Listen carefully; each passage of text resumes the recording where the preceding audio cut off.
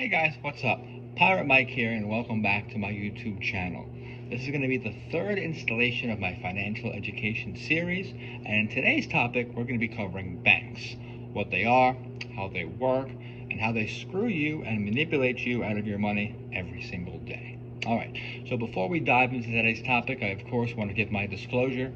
I am not a financial advisor. None of what I say constitutes as financial advice. I simply am an educator, teaching you things based off of my own life experience and what I've experienced in the world. Alright, so now that we have that taken care of, let's dive into today's topic. Like I said, we're going to be talking about banks. So let's first start off with a quick recap. Remember, money is no longer valued by a commodity. Right, so money is no longer valued by gold or silver or spice or anything like that. After 1971, President Nixon took us off the gold standard and turned commodity money into fiat money. Fiat money basically means the government says that your $100 note is still worth $100. So it's a big game of trust. The government also has their own personal printing press called the Federal Reserve. That's going to be in the last video, so make sure you check that out. It's important to understand what money is, how it's printed, how it works, and now we're going to be talking about banking. So, what are banks? Most people think that they're simply institutions that hold your money for you. Well, that's about part of what they do. The other part is far more interesting. So let's talk about what happens when you deposit money into your bank account. So let's say you deposit $50,000, right? 50 racks into your account. By federal law, the bank is required to keep 10% of your deposit. For those who are more technical, this is known as fractional reserve. The bank will then take the remaining 45,000, right? Because 10% of 50K is 5,000. They're going to take the rest of the 45K and they're going to loan it out. They're going to loan that money to businesses, to private investors, private people. They're going to charge a much higher interest rate to loan out your money. Now remember, they're only giving you a fraction of a percent, maybe even a percent if you're lucky. It's important to realize that. When you put money in the banks are taking that money and they're loaning them out to other people while giving you a fraction of an interest rate. That's disgusting. This should already start to show in your brain that, hey, the banks are not honest people. Finance is not honest. So let's see here.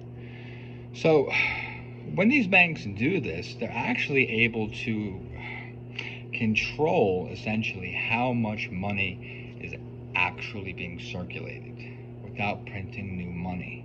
Now that sounds crazy, right? The banks are able to dictate financial policy. These are private citizens. Yes, they go to the Federal Reserve, and yes, the Federal Reserve somewhat answers to the federal government here, but it's all privatized. Your money is privatized. Your banks are privatized. They are taking your money, loaning them out to people at a much higher rate, and only giving you not even pennies on the dollar. Even if you took 1% of 50K every year, that gets destroyed by inflation, which we're of course going to cover in another topic. So let's see here. I'm reading off notes if you can obviously tell here. Let's see.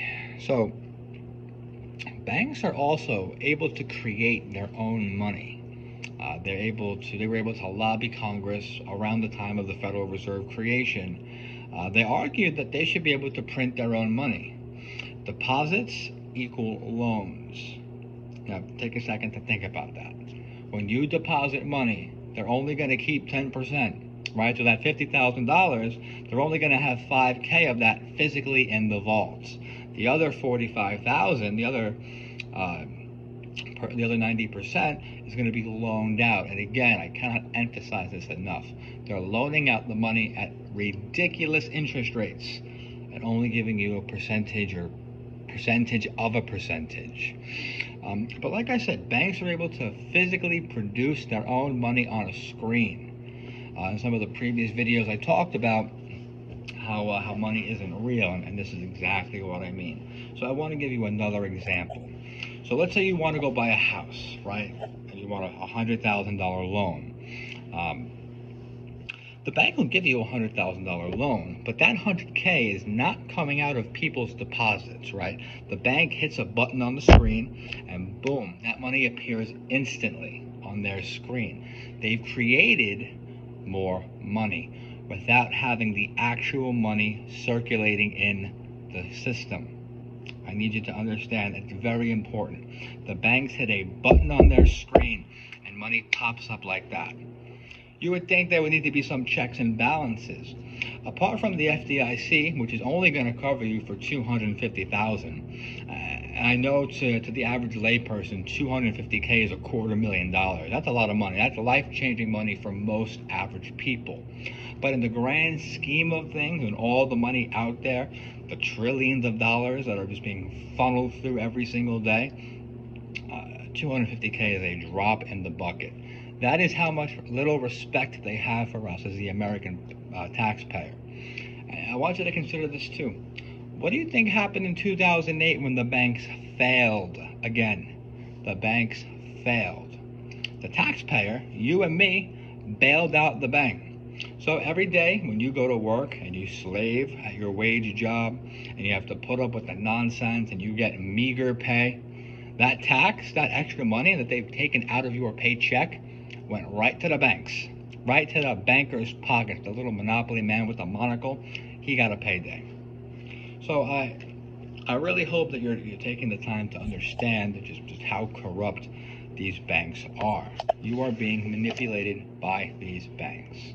Again, this is going to be more of a short video because I don't want to make things too complicated, right?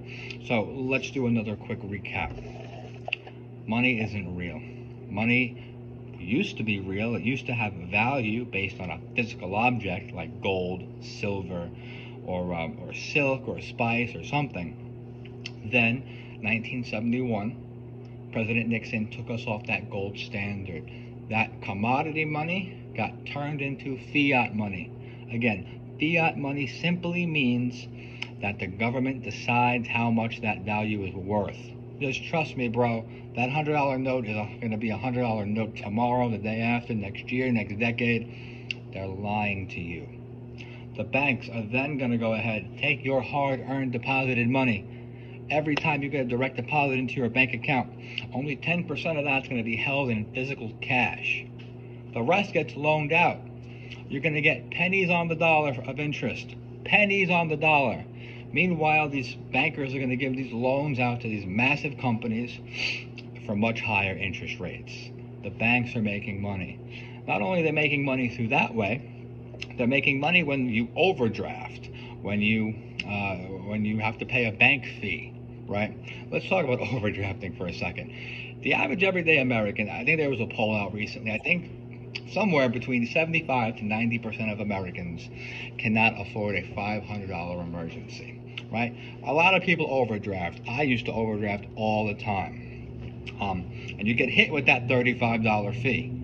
Well, if you have one person getting hit with a $35 fee, times that by the millions of people worldwide who are also getting charged that $35 fee. So the banks make an exorbitant amount of money off of you. So it's important to realize that. This whole YouTube series is guided to educate you, to get you away from all of that financial manipulation. That's why crypto is so popular. However, I teach a crypto product that's going to be released soon. That's a topic for another video. Okay, so one last recap. This is going to be the end of the video here. Money is not real. It used to be based on assets, something physical, something tangible, but that was changed to fiat money in 1971 by Nixon. Money is now only valued what the government and the Federal Reserve say it is. So you can't really trust that. When you put your money in the banks loan that money out. The banks give high interest rate loans to companies, corporations, and private citizens. All the meanwhile, they're giving you pennies on the dollar per dollar every time you deposit money. Then the banks create their own money. Literally, bam, money is created. That $100,000 loan you got is not taken from other deposits. It's created out of thin air. Someone's got to foot the bill, and that's the American taxpayer. So that's today's video. I want you just to digest what I've been teaching. Rewatch the video, go back to the others.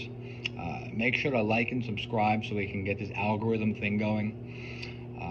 And yeah, I appreciate your time, everyone. Please make better financial decisions. Happy New Year as well. And as always, I'll see you on the other side.